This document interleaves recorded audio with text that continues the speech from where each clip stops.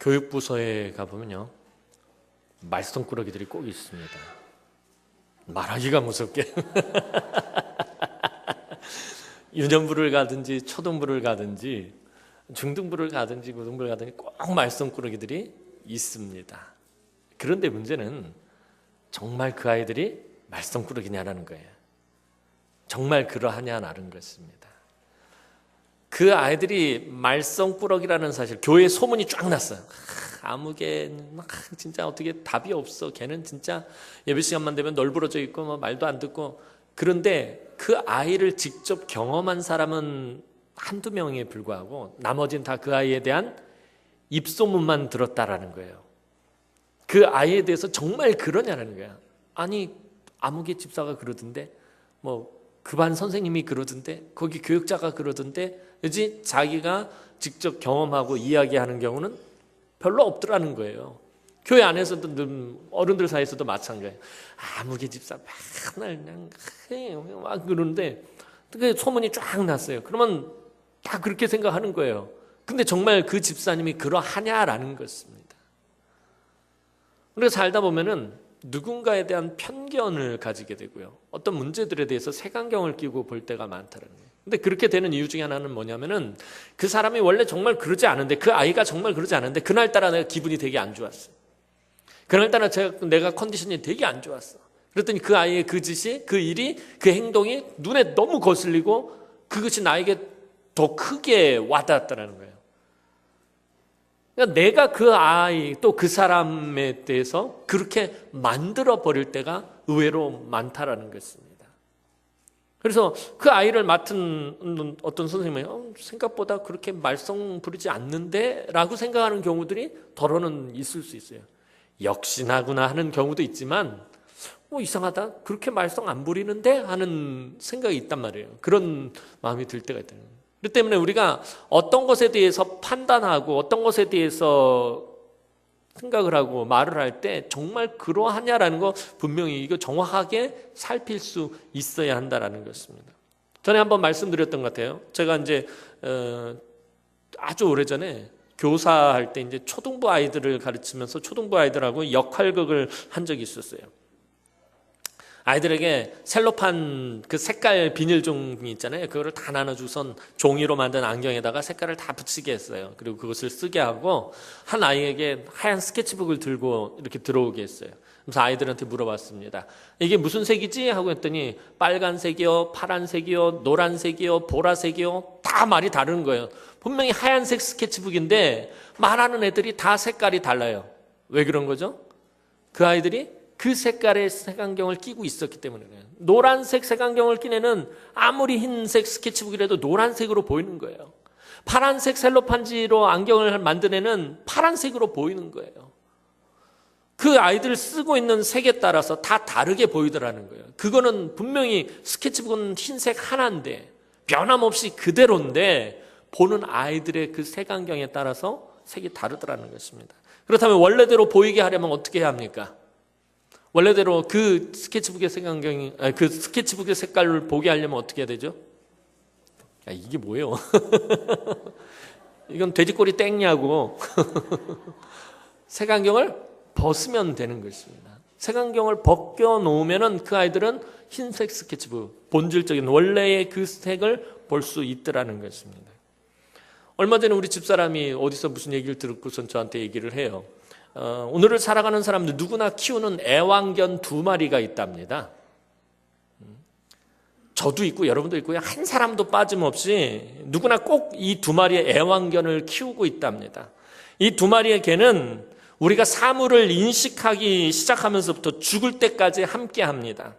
이 개는 족보가 없는 잡종 똥개가 아니라 아주 오래전부터 있었던 확실한 족보를 가지고 있습니다. 오늘 이 앞에 서 있는 제 품에도 2마리의 애완견이 있고요. 이 자리에 예배하고 있는 여러분도 이 강아지를 데리고 예배당에 나오셨습니다. 이 애완견의 이름은 편견과 선입견이라는 강아지들입니다. 이 편견은 공정하지 못하고 한쪽으로 치우친 생각이나 의견을 말합니다. 그러니까 여성에 대한 편견, 장애인에 대한 편견처럼 보통 어떤 대상이 가지고 있는 나쁜 감정이나 부정적인 평가를 말하는 것입니다. 아까 말씀드렸던 것처럼 어떤 아이를 내가 몇 번 경험했어요. 그 아이가 자꾸 몇 번 말썽을 부려요. 말짓을 해요. 그럼 그 아이에 대해서 내가 어떤 편견을 갖게 되죠? 이 아이는 말썽 부리는 아이라고 이렇게 편견을 갖게 됩니다. 자, 선입견은 뭐냐면, 선입견은 직접 대상을 만나기 전에, 어떤 대상을 내가 만나거나 그 대상을 경험하기 전에 다른 사람의 말이나 혹은 어떤 TV라든지 이런 미디어의 소문 혹은 책 등에서 얻은 부족한 지식으로 그 대상을 잘못 이해하거나 잘못 대하는 태도를 선입견이라고 합니다. 아까 말씀드렸을 때 편견이 그 아이를 내가 몇 번 경험하고 났는데 그 아이가 그냥 몇 번 말썽을 부렸는데 그것으로 인해서 이 아이는 말썽 부리는 아이라고 내가 편견을 갖는다면, 선입견은 내가 그래서 다른 사람한테 얘는 말썽 부르기, 쟤는 말짓을 해. 그런데 그 사람은 이 아이를 경험해보지 않고 내 이야기를 들었잖아요. 잘못된 나의 정보를 듣고서는 이 사람은 이 아이를 경험해보지 않고 판단을 해요. 그 아이는 말썽꾸러기래, 말썽쟁이. 그럼 이 사람은 뭘 갖고 있는 거죠? 선입견을 갖게 되는 것입니다. 이게 편견과 선입견입니다. 저와 여러분들이 저도 모르게 가지고 키우게 된 애완견 두 마리입니다. 죽을 때까지 절대로 풀어놓지 않는, 품에 품고 있는 애완견이라고 합니다. 여기에 요즘은 한 마리가 더 있다고 우리 집사람 얘기하면서 킥킥거리더라고요. 저를 보면서. 그게 뭐냐면은 50견이랍니다.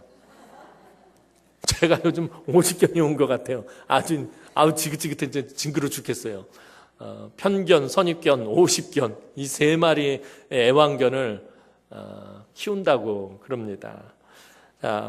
오늘은 우리의 마음속에 있는 편견과 선입견의 색안경을 말씀을 통해서 잠깐 살펴보기 원합니다. 그래서 정말 바르게 봐야 할 것, 정말 관심을 가져야 할 일, 정말 사랑해야 할 일, 나의 잘못된 가치관과 편견, 또 이런 것들 때문에 잘못 보고 잘못 행하는 일들을 한번 살펴봤으면 좋겠습니다.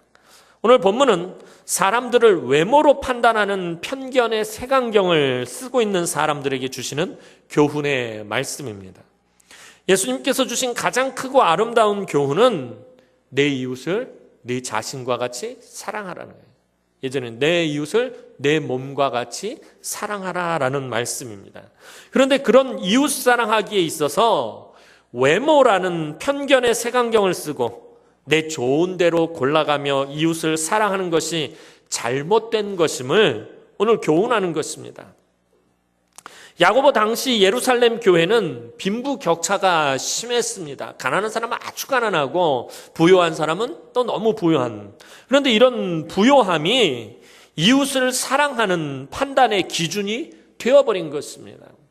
그래서 돈 많은 부자들과는 서로 친구하고 서로 가까이 하려고 하고 가난한 자들과는 전혀 교제를 갖지 않으려고 했습니다. 이때 야고보 사도는 이러한 것이 크게 잘못된 것이라고 지적하고 있다는 것입니다.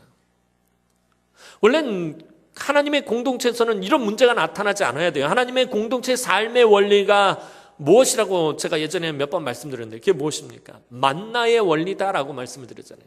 만나의 원리가 뭐죠? 많이 거두어도 모자람이 없고 많이 거두어도 남음이 없고 적게 거두어도 모자람이 없는 것입니다. 성경은 분명히 그렇게 이야기하고 있거든요. 사람들이 많이 거두었는데도 남음이 없고 적게 거두었는데도 모자람이 없더라라고 성경은 말하고 있어요. 왜 그런 것입니까? 많이 가지고 있는 사람, 적게 가지고 있는 사람, 같은 공동체를 이루는데 아무런 문제가 없어야 된다라는 것입니다. 그런데 오늘 야고보 사도 당시에는 문제가 생겼어요. 이 부분이. 만나의 원리는 뭐죠?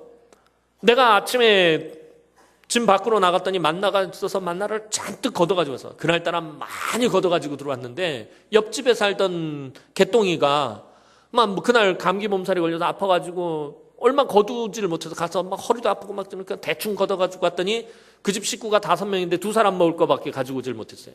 난 우리 집 5명인데 너무 많이 걷어서 10명 먹을 걸 가지고 왔어요.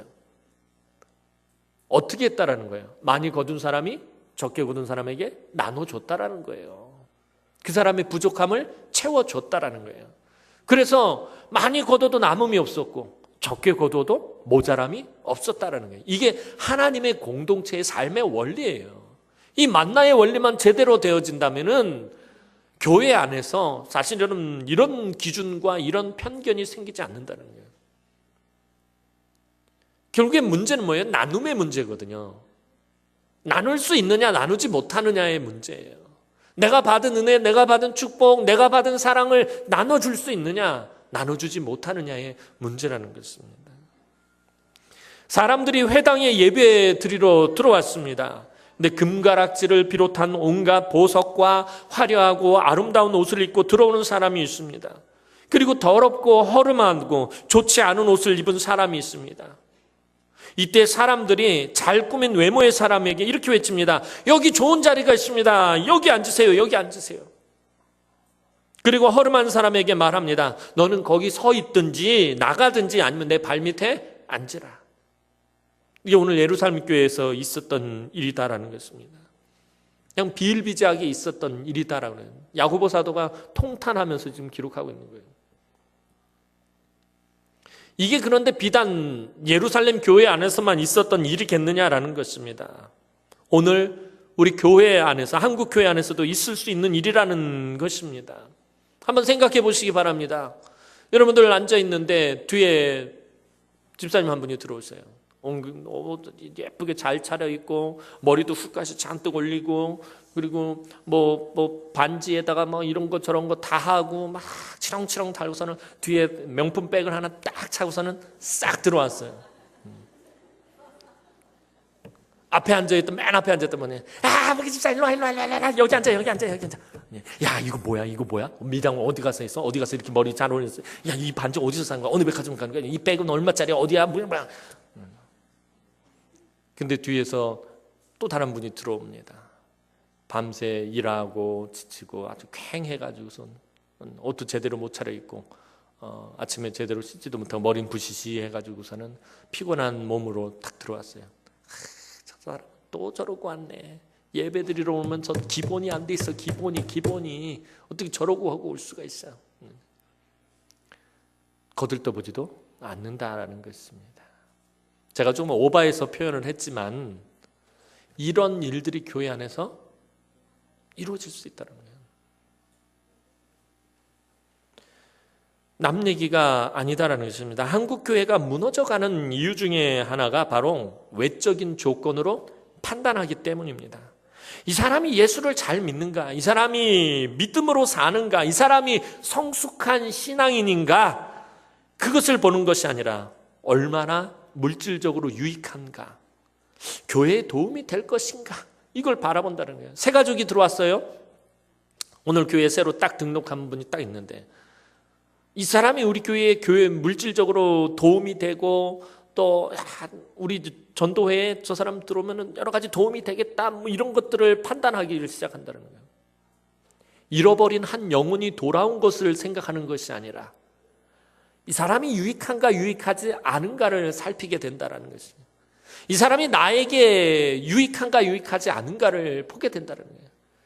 그 사람의 외모와 외적인 조건 상관없이 잃어버린 영혼이 돌아왔다는 것으로 기뻐하고 감사하고 즐거워해야 되는데 잃어버린 영혼이 돌아왔다라고 생각을 하지 않고 이 사람이 우리 교회에 유익할 것은 요즘은 그거보다 더 중요한 거예요. 이 사람이 신천지인가 아닌가? 신천지면 어떡하지? 그래서 새가족들이 참 오면은 힘들고 어려운 것 중에 하나가 그거예요. 새가족들 중에는요 좀 독특한 분들이 있어요. 좀 튀는 분들이 있어요. 그러면 우린 대번에 신천지 아니야? 신천지. 이 신천지들이 참 이 교회에 끼친 악영향 중에 하나가 새가족이 들어왔을 때 우리가 색안경을 끼고 보게 됐다라는 거예요. 그냥 있는 모습 그대로 받아들이지 못하게 됐다는 거예요. 그래서 새가족들이 교회에 오면 적응하기가 깜짝이야. 저 신천지 아니야? 새가족들이 와서 적응하기가 너무 힘들다라는 거예요. 조금만 저기 하면은 벌써 이상한 눈으로 쳐다보기 시작을 하는 거예요. 참 어려운 거예요. 근데 한국 교회가 계속 그러는 거예요. 외적인 조건으로 판단하기 시작하더니 그러더니 심지어는 한국 교회가 둔 자충수가 무엇입니까? 교회 안에서 주일학교를 폐지해버리는 교회들이 되게 많아요. 지금 서울에 같은 분. 전에도 제가 한번 말씀드렸잖아요. 서울에요, 주일학교를 폐지하는 교회들이 막 있어요. 저희 교회 정도 크기면은 보통 주일학교 애들이 많잖아요. 근데 주일학교 애들이 없어서 주일학교 문을 닫아버린 경우가 많아요. 그리고 더 이상 관심을 갖지 않아요. 왜요? 이유가 뭐냐면 교회에 물질적으로 도움이 되지 않는다라는 거예요. 유년부, 초등부, 유치부에서 헌금이 나오면 얼마나 나올 것이면, 그렇잖아요. 그 아이들에서 나오는 헌금에 비해서 그 아이들에게 들어가는 것이 너무 많다라는 거예요. 나오는 것도 없고 20년이나 뭐 30년 뒤에야 비로소 효용 가치가 있는 저의 아이들한테 1년에 몇백만 원씩 들어가면서 혹은 몇천만 원씩 들어가면서 그렇게 투자를 해야 되느냐는 거죠. 이거는 불합리하고 교회에 도움이 되지 않는다는 거예요. 그래서 막 부서들을 통폐합해버리기도 하고요, 부서를 없애버리기도 하고 그런다는 거예요. 그러다 한국교회 망하는 거잖아요. 다음 세대, 지금 저와 여러분들 세대만 교회에 있는 것입니까? 아니잖아요. 다음 세대를. 지금 우리 주일학교 아이들의 그 숫자가요, 미래 우리 교회의 숫자라니까요. 그래서 주일학교가 중요한 것이에요. 왜 서구 유럽과 미국에 있는 교회들이 그렇게 무너져 버렸냐면은 주일학교에 대해서 더 이상 투자하지 않고 주일학교에 관심을 갖지 않고 교육하지 않으면서 그렇게 돼버린 거예요. 다음 세대들이 다 줄어들고 죽어버렸기 때문에. 한 100여 년 전, 200여 년 전만 하더라도 유럽이라든가 이런 미주 이런 곳에 주일학교 교육이 얼마나 투철했는지 몰라요. 얼마나 뜨거웠는지 모릅니다. 그런데 그 주일학교 교육이 다 죽어버렸어요. 그러니까 한 4, 50년 지나면서부터 교회가 줄기 시작합니다. 교회가 문을 닫기 시작하는데 지금 유럽 교회가 그렇게 돼버린 거잖아요. 세상에 그 아름다운 교회, 그 좋은 교회 주일날 예배 드리러 가면요, 80대 노인들 한 10명 모여서 예배를 드린다고 해요. 교회가 운영이 되질 않습니다. 왜 그런 것입니까? 교회들이 자꾸 이상한 기준들을 세우는 거예요. 주일학교랑 어린아이들, 다음 세대에 대한 편견을 가지고 있는 거예요. 도움이 안 돼, 지금 교회. 우리 교회 지금 물질적으로 지금 재정이 어려운데, 우리 교회 재정이 막 빚이 많아서 재정이 어려운데, 저 주일학교에 들어가는 부서에 들어가는 그 돈만 회수를 해도 이렇게 재정적으로 어렵지 않을 텐데, 이런 생각들을 한다라는 거예요. 다음 세대와 주일학교에 들어가는 거는요, 많이 들어갈수록 좋은 거예요. 그걸 절대로 여러분들 아까워하시면 안 돼요.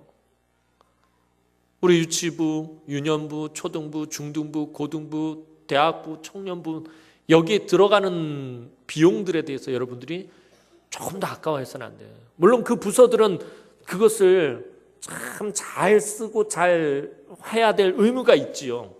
그러나 우리들 입장에서는요, 그런 것들을 아까워하기 시작을 하면요, 교회는 그럼 답이 없는 거예요. 물질적인 그런 외적인 그런 기준들로 바라봐서는 안 된다라는 것입니다. 이게 교회에 유익한가, 교회에 물질적으로 도움이 되는가, 이게 기준이 되어서는 안 된다라는 것입니다. 세가족이건 성도들이건 주일학교건 모든 것들을 바라봤을 때 물질적으로 이게 도움이 되느냐, 이건 세상적인 기준이에요. 세상적인 관점이다라는 거예요. 교회는 그것이 기준이 되어서는 안 된다라는 것입니다. 하나님 안에서 같은 형제요 자매인데 우리가 가려가면서 내 좋은 대로, 내 입맛대로, 내가 원하는 대로 골라가면서 그렇게 이웃을 사귀고 성도와 교제를 합니다. 누군가가 어떤 사람을 판단하면 그걸 확인하지도 않고 함께 판단하는 자리에 서슴지 않고 서버립니다. 오늘 야고보 사도는 이런 일이 분명히 악한 것이다 라고 말하고 있습니다. 선입견이란 이름의 색안경과 편견이란 이름의 색안경을 쓰고 이웃들을 바라보는 것입니다. 그러다 보니 나의 이런 색안경에 맞지 않는 사람들에게는 등을 돌려버립니다. 나하고 같은 색깔을 바라보지 못하니까 그 사람과 함께하지 못합니다. 무관심해집니다. 그리고 우리의 이웃들이 하나 둘, 우리의 성도들이 하나 둘 하나님의 공동체를 떠나갑니다. 우리 다음 세대들이 하나 둘 계속해서 우리 곁을 떠나갑니다. 그리고 같은 종류의 안경을 쓰고 있는 사람만이 남게 되는 것입니다. 같은 종류의 안경을 썼기 때문에 편한 거예요, 서로 보기가. 근데 조금만 다른 색을 끼고 있으면은 불편한 거예요. 그 사람을 찍어내든지 내가 떠나든지 그래야지 편해지는 거예요. 사실 우리에게도 어렵고 힘들었던 때가 있음을 기억하시기 바랍니다. 누군가가 나를 색안경을 쓰고 보았을 때 얼마나 고통스러웠는지 잊지 말아야 한다는 것입니다.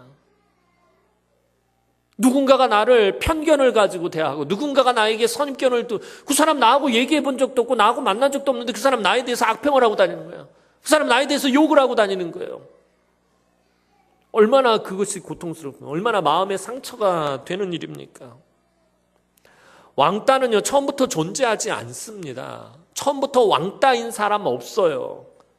우리의 마음의 색안경이 만들어질 뿐이라는 거예요. 내가 가지고 있는 그 색안경에 의해서 만들어질 뿐이다라는 것입니다. 처음부터 왕따인 사람은 없어요.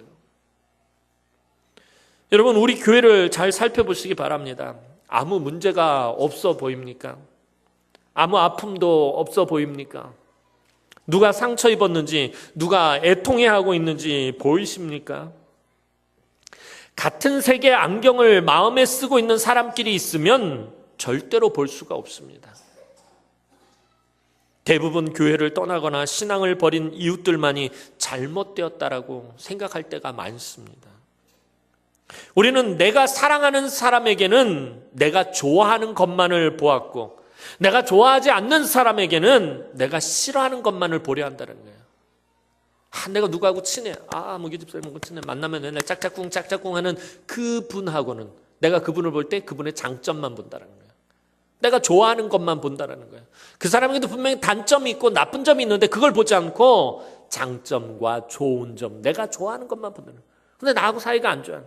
내가 싫어하는 사람이 있어요. 그 사람은 내가 싫어하는 것만 본다는 거예요. 그 사람 분명히 장점이 있음에도 불구하고 단점만 본다라는 것입니다. 한번 생각해 보시기 바랍니다. 여러분하고 친한 집사님, 권사님, 그분 좋은 것만 아마 보인다는 거예요. 근데 여러분하고 조금 갈등 관계에 있는 집사님, 권사님 보면 그분 싫은 것만 본다라는 거예요. 절대로 좋은 걸 보지 않습니다. 오늘 우리가 교회를 온전히 회복시키고 하나님의 은혜가 온전히 흘러가도록 하기 위해서는 편견이나 선입견의 이 색안경을 벗고 교회와 성도와 또 부모와 자녀와 부부 서로를 바라보아야 합니다. 교회의 문제가, 부서의 문제가, 가족의 문제가, 친구의 문제가 때로는 나하고는 전혀 관계가 없다라고 생각하십니까? 오늘 교회의 문제, 한국 교회의 문제, 우리 교회의 문제, 나하고는 관계없어. 내가 잘못한 거 없어 라고 생각하십니까? 내 잘못 아니라고 그렇게 생각하십니까? 나는 열심히 하는데, 나는 내가 속해 있는 부서, 넌 또 내가 하는 전도에서 난 정말 열심히 하는데 누군가 때문에 그러는 거예요. 그 사람만 없으면 정말 우리 전도에 편할 텐데.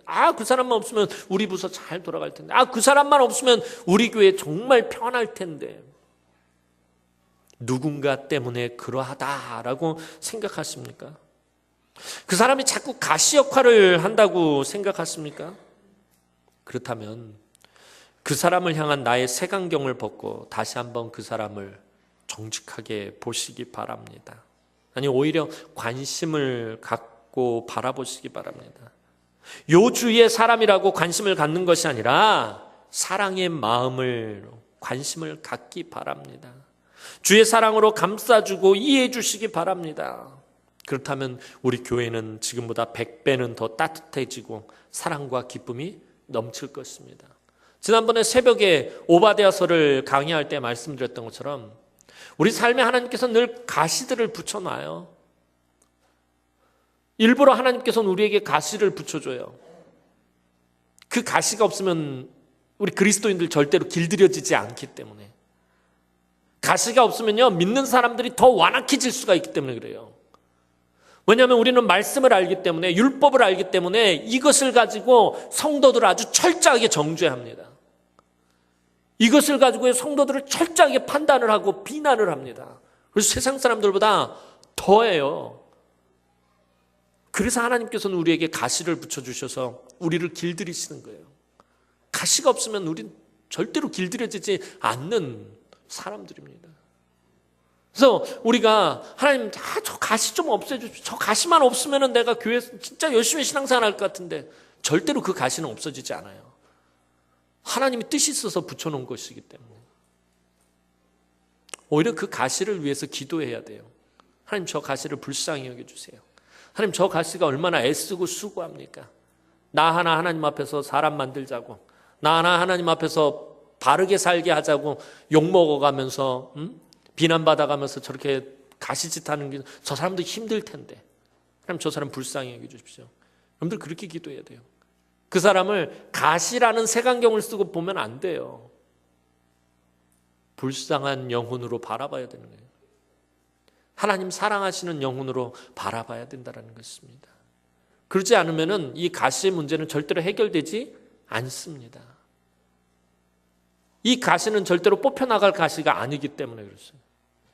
이 가시가 내게서 떨어져 나가면요, 나는 망한 거예요. 그러면은 난 하나님 앞에서 완전히 망한 거예요. 그렇기 때문에 여러분들이 신앙생활을 하는 데 있어서, 혹은 가정생활 하는 데 있어서, 혹은 사회생활 하는 데 있어서 여러분들을 힘들게 하고 아프게 하는 가시가 있다면 그 가시로 인해서 여러분들 감사해야 돼요. 내가 하나님께 지금 사랑받고 있구나. 내가 하나님 관심 대상이구나. 하나님께서 나를 온전히 만들어가고 계시구나 라고 생각을 하셔야 돼요. 근데 내 주변을 들어봤는데 가시 역할이 하나도 없어. 그럼 여러분들은 긴장해야 돼요.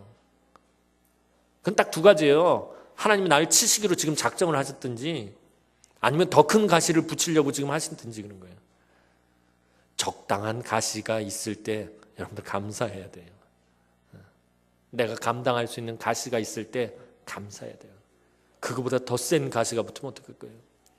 가시라는 게 그러잖아요. 이 손끝에 하나 박히면은 그 얼마나, 그 별거 아니, 그 조그만 게 여기 박혀가지고 온몸에 신경이 곤두서게 합니다. 막 다른 일을 못 하겠어요. 막 욱신욱신 아프고 이게 밤에 잠도 안 오고. 가시가 그런 거예요. 근데 그 가시가 저와 여러분들에게는 필요하다라는 것입니다. 가시를 위해서 기도하시고요, 그 가시를 여러분들 다른 눈으로 바라보시기 바랍니다. 지금까지 바라보던 것하고는 다르게 바라보시기 바랍니다. 그러면은 주님께서 이상한 마음을 주셔요. 그 가시를 이해할 수 있는 마음을 주셔요. 그 가시를 사랑할 수 있는 마음을 주신다는 거예요. 내가 계속 가시라고 생각하는 순간, 계속 가시라고 생각하면은 그 가시는 계속 가시일 수밖에 없어요. 그러나 하나님 앞에서 그 가시에 대해서 나의 시각을 바꾸기 시작하면은 하나님께서 다른 마음을 주신다라는 것입니다. 그렇다면 우리가 색안경을 벗으려면 어떻게 해야 하는 것입니까? 이게 참 안 벗겨지는 거잖아요. 그건 다른 방법이 없어요, 사실. 이 두 마리 애완견을 우리에게서 떼어놓을 방법이 없어요. 오직 말씀과 기도 외에는 없다라는 거예요. 말씀과 기도 외에는 다른 방법이 없습니다. 말씀은요, 우리가 말씀을 읽고 묵상함으로 인해서 그 말씀을 통해서 나의 잘못된 가치관을 깨닫게 해주세요. 아, 내가 잘못 생각하고 있었구나. 내가 잘못 판단하고 있었구나. 아, 내가 잘못된 길을 가고 있었구나. 말씀을 통해서 우리가 깨닫게 됩니다. 그리고 그 말씀을 통해서 하나님께서 나의 잘못된 가치관을 변화시켜 주십니다. 기도는요, 잃어버린 나의 사랑하는 마음을 회복시켜 줍니다. 그렇기 때문에 이 말씀과 기도에는 없어요. 내가 그 잘못된 색안경을 끼고 바라보던 사람을 위해서 기도할 때 이 색안경이 벗겨지게 되어 있다는 거예요. 말씀과 기도 외에는 없습니다. 편견을 가지고 사물이나 사람을 바라보는 것은 하나님 앞에서 교만입니다. 그리고 그것은 자기 고집, 아집입니다. 그리고 이기심입니다. 오늘 내 중심에 이런 모습이 조금이라도 자리 잡고 있다면 우리의 기도는 열매를 맺을 수가 없습니다. 여러분들 신앙생활하면서 참된 기쁨이 자리 잡지를 못합니다. 교회 안에서 내 마음에 평안이 없어요. 평강이 없다라는 것입니다. 사랑하는 성도 여러분, 하나님 우리에게 말씀하십니다. 사람들은 외모를 보지만 나는 너희의 중심을 본단다. 하나님 오늘 우리에게 그렇게 말씀하신다는 것입니다. 우리의 마음이 하나님 앞에 서 있을 때 우리는 하나님의 뜻을 깨닫게 되는 것입니다. 하나님은 색안경을 쓰고 우리를 보시는 법이 없으세요. 하나님 우리에게 편견을 가지고 대하십니까? 너 성질이 그렇다며? 그러면서 하나님이 우리에게 그렇게 대하십니까? 너 맨날 말썽만 부린다며? 그러면서 하나님은 절대로 우리에게 그렇게 하시는 법이 없어요. 내가 왜 그러는지 이미 다 알고 계세요. 내 마음 구석구석까지 다 살펴서 알고 계세요. 아, 네가 그래서 그랬구나. 네가 이래서 이렇게 반응을 했구나. 하나님 절대로 색안경을 끼고서는 우리를 바라보시지 않는다라는 것입니다. 그래서 하나님 앞에 우리가 온전하게 나아가야 하는 것입니다. 하나님은 언제나 우리의 중심을 보십니다. 겸손한 마음으로 무릎을 꿇고 머리를 조아릴 때 나를 낮은 자의 한 사람으로 또 빈궁하고 마음이 가난한 사람으로 하나님 앞에 설 때 하나님께서는 우리의 기도 제목 이상의 풍성한 열매를 거두게 해주십니다. 편견이나 나의 일그러진 가치관은 우리의 이웃들만 상처를 주지 않습니다. 내가 알지 못할 뿐 사실 나에게 더 큰 상처와 아픔을 준다라는 거예요. 내가 가지고 있는 이 편견, 내가 가지고 있는 선입견, 내가 가지고 있는 이 잘못된 가치관은 다른 사람에게도 상처를 주지만 사실은 내 자신에게 알게 모르게 더 큰 상처를 준다라는 것입니다. 온전한 사랑은 온전히 나를 비울 때만이 가능합니다. 나를 비울 때만이 상대를 있는 그대로 나에게 받아들일 수 있기 때문입니다. 나를 비우지 않으면 내 안에 가지고 있는 것들로 그 상대를 바라보기 때문에 그 상대를 있는 그대로 내가 받아들이려면 내 안에 있는 것들을 비워야 한다는 것입니다. 예전에 대학을 다닐 때 제가 제일 좋아했던 노래 중에 하나가 하덕규 씨의 이 가시나무새라는 노래를 되게 참 좋아했습니다. 이 가사가 대충 이렇습니다. 내 속엔 내가 너무도 많아 당신의 쉴 곳 없네. 내 속엔 헛된 바램들로 당신의 편할 곳 없네. 내 속엔 내가 어쩔 수 없는 어둠 당신의 쉴 자리를 뺐고 내 속엔 내가 이길 수 없는 슬픔 무성한 가시나무 숲 같네. 바람만 불면 그 메마른 가지 서로 부대끼며 울어대고 쉴 곳을 찾아 지쳐 날아온 어린 새들도 가시에 찔려 날아가고 바람만 불면 외롭고 또 외로워 슬픈 노래를 부르던 날이 많았는데 내 속엔 내가 너무도 많아서 당신의 쉴 곳 없네. 우리 속엔 내가 너무나도 많다라는 거예요. 여러 색안경을 낀 내가 너무 많다라는 게 내 안에. 그래서 다른 사람들이 나에게 와서 쉴 곳이 없어요. 심지어 우리 주님조차도 나에게 들어오질 못하시는 거예요. 내 마음 문 밖에 서서 늘 내 마음을 두드리고 계시는 거예요. 주님이 내 안에 들어와서 쉴 곳이 없다라는 거예요. 다른 사람이 나한테 와서 편안하게 있을 곳이 없다는 거예요. 주님이 나에게 와서 편안히 계실 곳이 없다라는 거예요. 다른 사람들이 내 안에서 쉴 자리를 빼앗고 주님께서 내 안에 거하실 자리들을 빼앗고 내 안에 있는 이 가시들 때문에 나에게 온 사람들을 찔러서 날아가게 만든다는 거예요. 내 안에 너무 많아서 다른 사람들이 쉴 곳이 없다는 이런 노래입니다. 내 속에 내가 가득 차 있는 한, 내 속에 나의 어쩔 수 없는 편견으로 가득 차 있는 한 우리는 그 누구도 진정으로 사랑할 수 없습니다. 내 속에 내가 가득 차 있었음에도 내가 누군가를 사랑했다고 말한다면 그건 사랑이 아닙니다. 그것은 그냥 자기 만족일 뿐입니다. 그냥 그러하다고 자기 최면에 빠져 있었을 뿐입니다. 내 마음에 색안경을 벗을 때 우리의 마음을 비울 수 있습니다. 아침에 말씀드린 것처럼 우리의 마음을 비우지 않으면 하나님의 마음을 채울 수 없어요. 내가 손에 무언가를 쥐고 있으면은 다른 것을 이 손으로 붙잡을 수 없다라는 거예요. 내가 세상의 것을 쥐고 있으면 절대로 이 손으로 하나님의 은혜를 받을 수 없어요. 하나님 앞에 나아가려면 빈손의 원리로 나아가야 된다는 거예요. 빈손이 되지 않으면 하나님의 은혜를 받을 수 없어요. 하나님으로부터 공급되어지는 것들을 받을 수 없다는 거예요. 이 손에 내가 뭘 쥐고 있는데, 내가 뭘 가지고 있는데, 내가 다른 것들로 채워져 있는데 무엇으로 채울 수 있겠습니까? 버려야 되고 비워야지 하나님의 은혜와 은총과 사랑 모든 것들이 채워지는 것입니다. 비워야지 하나님의 비전으로 채워지는 것입니다. 그리고 누군가 여러분의 마음에 기대거나 들어오기를 원한다면 여러분의 마음의 여백을 아낌없이 나누어 주시기 바랍니다. 여러분 스스로가 가시나무가 되어서 여러분에게 날아온 새들을 쫓아버리지 마시기 바랍니다. 오늘 우리가 기도할 때 교회와 성도를 온전히 사랑하는 마음으로 하나님의 뜻을 구하고 내 안에 있는 잘못된 시각과 색안경을 벗어버리고 하나님의 선하신 목적과 아름다운 계획하심을 구할 때에 하나님의 포근하고 따뜻한 은혜와 사랑이 우리 사랑하는 남흥의 귀한 성도들의 삶 가운데 매일같이 충만하게 역사하기를 주님의 이름으로 축원합니다. 기도드리겠습니다. 사랑과 은혜가 많으신 아버지 하나님, 은혜와 사랑을 진심으로 감사를 드립니다. 하나님, 내 속엔 내가 너무나도 많습니다. 그래서 주님도 내 안에 들어와 쉬질 못하고 주님도 내 안에 거하시질 못합니다. 우리의 사랑하는 성도들이 나에게 기대지를 못합니다. 나와 그 모든 것을 나누지 못합니다.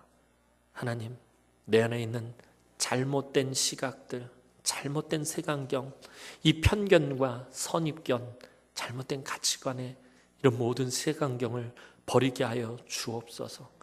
오직 하나님께서 나를 있는 모습 그대로 받아주셨던 것처럼 우리도 서로를 있는 모습 그대로 받아들이게 하여 주옵소서.